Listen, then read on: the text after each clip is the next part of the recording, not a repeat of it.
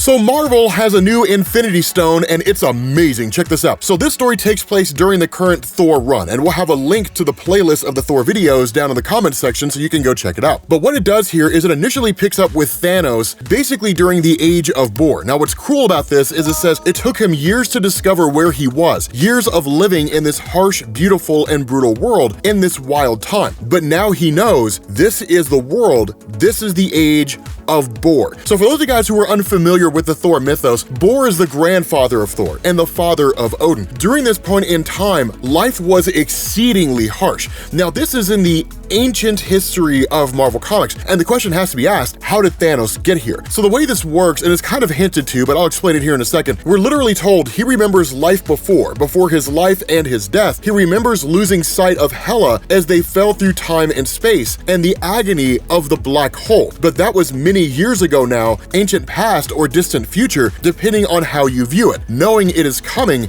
he has waited patiently for this day. Tonight, Bor will create something that will change the universe, and Thanos would not miss it for the world. So the thing to understand here is that during Donny Cates' run on Guardians of the Galaxy, Thanos was ultimately defeated and dropped into a gravity well. Now Marvel Comics plays gravity wells fast and loose, right? Black holes, they play it fast and loose. Sometimes black holes are just gravity wells with no defined bottom, right? It just kind of seemingly stretches on to forever. In this story, what Marvel does, or at least in Guardians of the Galaxy what they did, is they treated the black hole as a temporal vortex, a portal through space and time. And so what happened is when Thanos fell through the gravity well, he was sent back to the days of ancient Asgard and the days of Bor. Now the reason why I say this place is so harsh is because back in the time of Bor, gods were stronger, they were more capable, they were brutal, right? It's like Star Wars, right? You have like Anakin Skywalker and you've got, Emperor Palpatine and so on, but they pale in comparison to like the ancient Sith Lords like Exar Kun and just the sheer amount of power that they had. That's kind of what you're looking at here when it comes to that comparison with Marvel. It was a very dark, harsh, and brutal time. Now, lest we forget, one of the things that was given to us in the run of Thor is that somewhere along the line, Bor had basically harnessed the ability to create an Infinity Stone. Thanos had just seemingly arrived on the scene. A bit of a battle ensued, but we never actually found out what happened next. All we knew was that there seemed to have been the creation of a seventh stone, and it was housed in the vault of Bor. When Thor went to try to find it, there was no possible way he could locate it, right? That was covered in the Thanos Death Note storyline. It was really, really cool, right? It was a really awesome bit of history here. But what we end up doing is transitioning to Bor along with his sorcerers while he's in the midst of trying to create this seventh stone. And what they do is they show him Thanos, and we end up finding out Bor is aware of the fact that Thanos has been here the entire time. Now, one of the cool things about this, and this is something that I want to illustrate,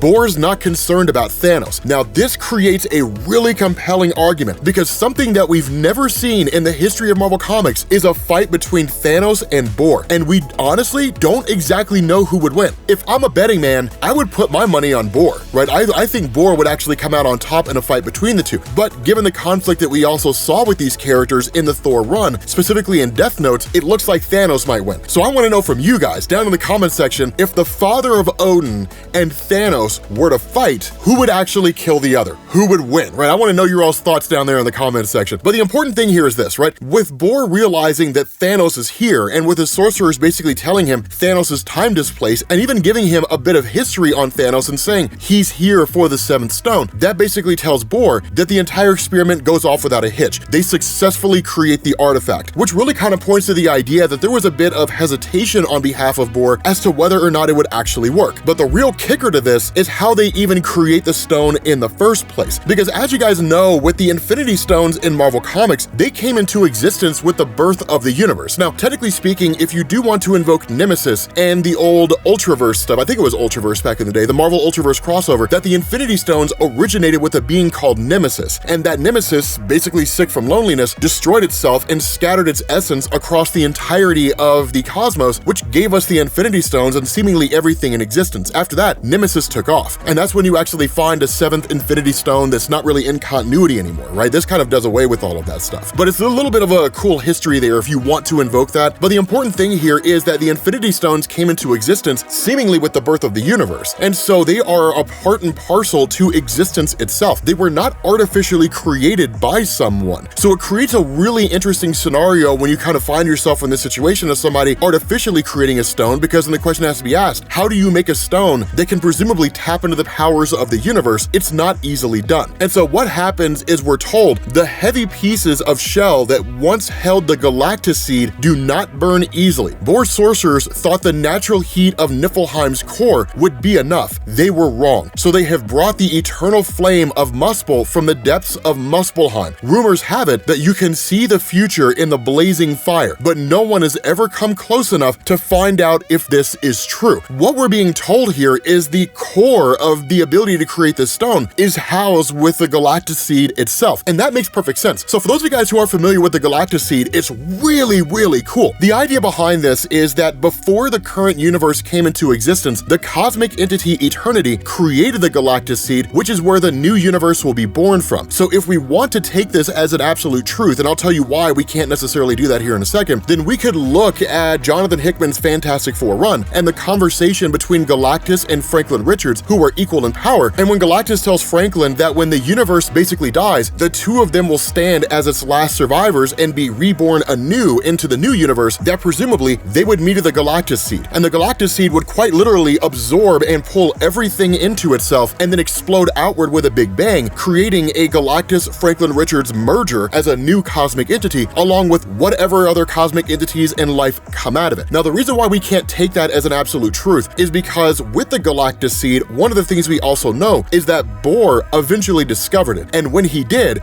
he created the universe as we know it. This runs into direct conflict with the nature of like the Celestials, that the Celestials were the beings who created everything in existence, following their war with the first firmament, the birth of the multiverse, and so on and so forth. And there's ample other explanations, right, in Marvel Comics on how the universe came into existence. The Builders from Jonathan Hickman's Avengers and New Avengers, the Nuwali who were created by the Beyonders. It's just one of these things where the Galactus seed is just yet another example of how Marvel tries to explain the universe coming into existence. So again, you can't take it as an absolute truth. The important thing here though is that with the implementation of the fire of Muspelheim, literally these flames that are on a whole nother level of power combined with the Galactus seed, as we know from the Death Note story, it led to the eruption of the mountain and the deaths of an astronomical number of Bohr's forces. But what ended up happening is that with Thanos surviving the entire ordeal, Thanos enters into the cave and finds the priestesses in the midst of forming this Infinity Stone, and the entire process is already completed. The problem with this is that when Thanos gets there to where the stone's at, he ends up finding out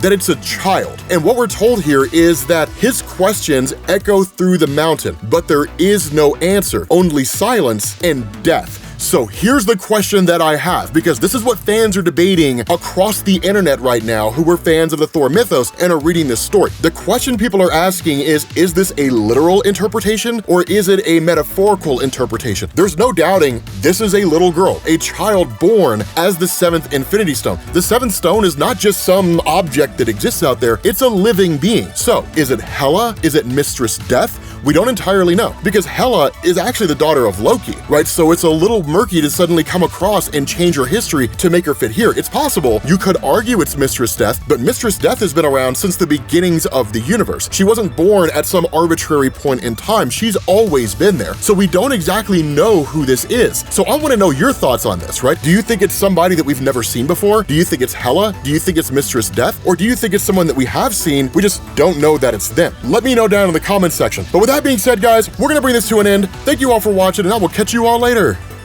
Peace.